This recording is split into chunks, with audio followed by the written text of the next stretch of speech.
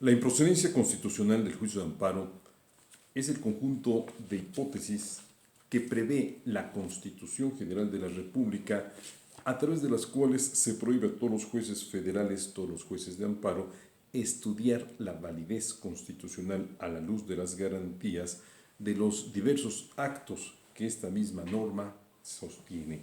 En el libro Compendio de Juicio de Amparo, en el capítulo 9, trato el tema de la improcedencia del amparo y encontramos como hipótesis que se mencionan la improcedencia contra actos del Tribunal Electoral, desde luego del federal, contra actos del Consejo de la Judicatura Federal, contra resoluciones de recursos de revisión, ya sea fiscal o revisión administrativa, que se siguen ante el Tribunal Colegiado de Circuito, contra las leyes en materia electoral, contra los actos en materia electoral en general, contra resoluciones de juicios políticos federales, contra resoluciones de juicios de desafuero federales, contra resoluciones en la investigación penal al presidente de la República, contra las resoluciones jurisdiccionales del Senado en responsabilidad del presidente de la República, y estos supuestos los vamos a analizar a continuación de manera un tanto cuanto específica por cada caso concreto.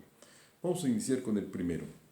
Es improcedente el juicio de amparo contra las resoluciones o determinaciones del Tribunal Electoral Federal. Así lo prevén los artículos 41, fracción 6, 60 y 99. Es un medio de control constitucional el tema de la justicia electoral y no procede un medio de control constitucional contra las resoluciones de otro medio de control de la Constitución. Por lo tanto, son definitivas e inatacables las determinaciones del Tribunal Electoral. Al respecto, el artículo 99 de la Constitución General de la República sostiene lo siguiente en torno a esta característica que he mencionado.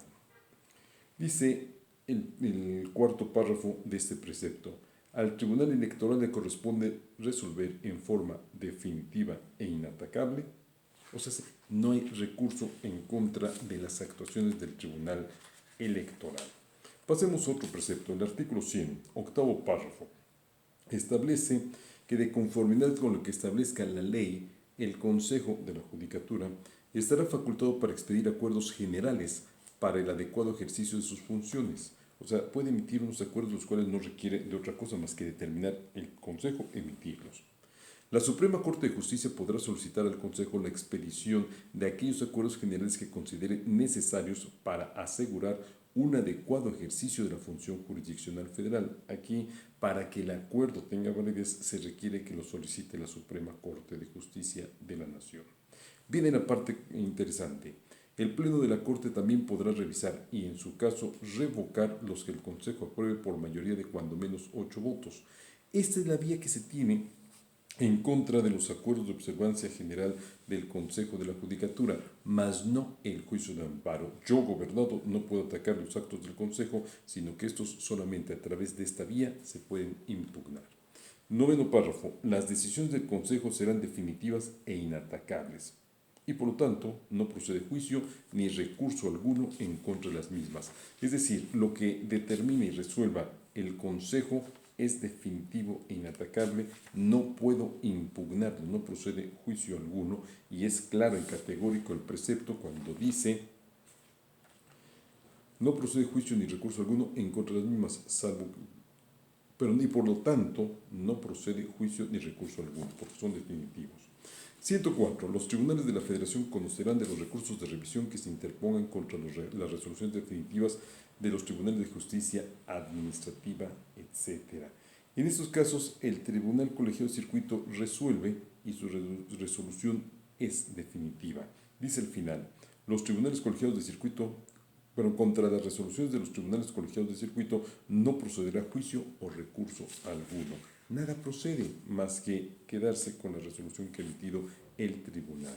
El artículo 105 de la Constitución establece en su fracción 2 que procede la acción de inconstitucionalidad contra normas electorales. Y dice más adelante: la única vía para plantear la no conformidad de las leyes electorales a la Constitución es la prevista en este artículo, es decir, la acción de inconstitucionalidad.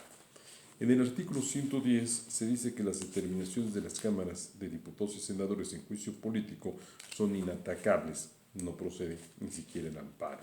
El 111, al hablar del juicio de desafuero, hace la misma referencia, la improcedencia del amparo, o sea, la improcedencia de cualquier recurso.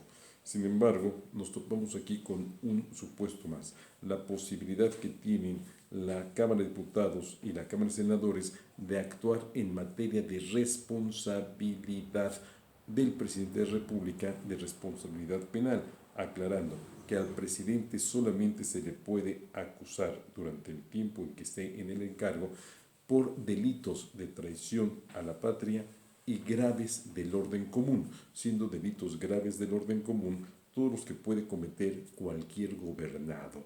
Es decir, no estamos ante los delitos oficiales o de servidores públicos, sino ante los delitos que comete cualquier persona, sean delitos del fuero, no del orden, del fuero federal o del fuero común. E inclusive pues, también pudiera ser del fuero militar, ya que el presidente es el jefe supremo de las Fuerzas Armadas. Queda así pues estudiado el tema de la improcedencia constitucional del amparo. Olvidaba un punto por el error de la redacción del artículo 107 de la Constitución en su cabeza. Dice el 107. Las controversias de que habla el artículo 103 de esta Constitución, o sea, las relativas a impugnar actos de autoridad, normas u omisiones, las controversias de que habla el artículo 103 de esta Constitución, con excepción de aquellas en materia electoral. Esta redacción me da a entender que puedo atacar vía juicio de amparo una cuestión electoral, pero no se van a seguir las reglas que marca la Constitución. En realidad, lo que el constituyente permanente quiso decir, pero no supo decir, es lo siguiente: el amparo no procede en materia electoral. Insisto, es lo que el constituyente quiso decir, pero no supo decir, y cometió este dislate por tratar de establecer la improcedencia del amparo cuando pudo haberlo dicho clara y categóricamente: el amparo es improcedente en materia electoral. Y con esto nos hemos quitado de problemas y de malos entendidos. Ojalá esta plática sea de utilidad.